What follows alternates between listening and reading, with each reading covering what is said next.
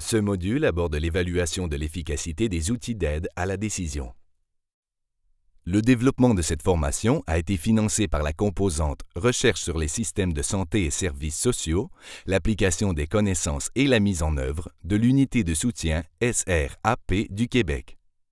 L'agence subventionnaire, les auteurs et leurs organisations affiliées n'ont pas d'intérêt en jeu dans les pratiques adoptées par les apprenants et apprenantes pour choisir ou concevoir des outils d'aide à la décision suite à cette formation.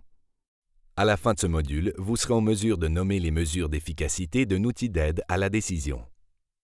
Afin d'établir l'efficacité d'un outil d'aide à la décision, il est nécessaire de prouver que l'outil améliore deux construits essentiels: la qualité du processus de la prise de décision et la qualité de la décision qui est prise. La qualité du processus de prise de décision partagée et la qualité du soutien offert par les outils d'aide à la décision peuvent se mesurer chez les patients et patientes selon 5 construits.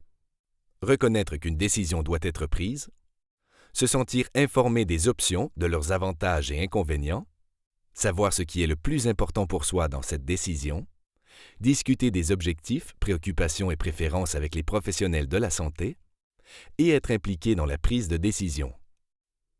Selon une récente revue de littérature de Don Stacy et de ses collaborateurs, les instruments de mesure les plus utilisés pour évaluer ces aspects du processus de prise de décision sont l'échelle de conflit décisionnel, suivie de différentes adaptations de l'échelle du contrôle des préférences. Par ailleurs, il n'existe aucun instrument qui aborde les 5 construits, mais l'instrument qui en couvre le plus est l'échelle de préparation à la prise de décision.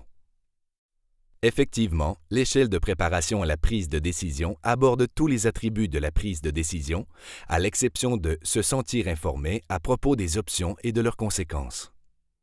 D'autre part, selon la même revue de littérature, les construits les plus évalués sont se sentir informé sur les options et leurs conséquences et savoir ce qui est le plus important dans cette décision. Nous venons de voir les différents construits utiles pour évaluer la qualité du processus de la prise de décision. Nous allons maintenant voir comment évaluer le second aspect important de l'efficacité des outils d'aide à la décision, soit la qualité de la décision qui est prise. La qualité de la décision repose sur 2 objectifs. Il est d'abord nécessaire que la personne soit informée. Ici, la différence avec l'attribut « se sentir informé » de la mesure de la qualité du processus de décision décrite précédemment, c'est qu'il ne s'agit pas de l'impression subjective du patient ou de la patiente de se sentir informé. Il s'agit plutôt de mesurer les connaissances réelles de la personne en lien avec le sujet de l'outil d'aide à la décision. Le deuxième objectif à atteindre pour une décision de qualité est le niveau de concordance entre ce qui est important pour la personne et l'option choisie. Pour mesurer la concordance, les approches doivent identifier les préférences et les valeurs du patient ou de la patiente, identifier l'option qu'il ou elle a choisie, et quantifier la concordance entre l'objectif choisi et les préférences de traitement du patient ou de la patiente. La revue de littérature évoquée précédemment rapporte que 60% des études utilisaient une échelle pour évaluer les connaissances des personnes.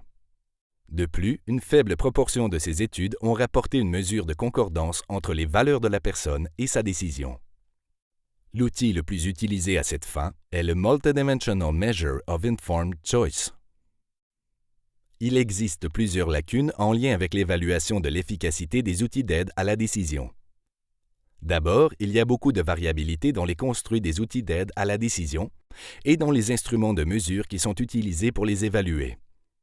On observe des effets variables des outils sur la qualité du processus de prise de décision et sur la qualité de la décision prise.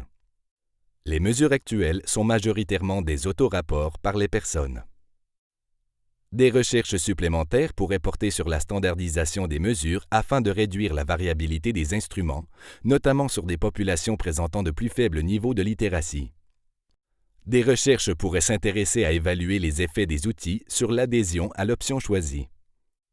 Elles pourraient également tenter de déterminer le meilleur moment pour mesurer les impacts des outils d'aide à la décision, afin d'éviter les biais de mémoire ou d'autres influences comme la présence du professionnel.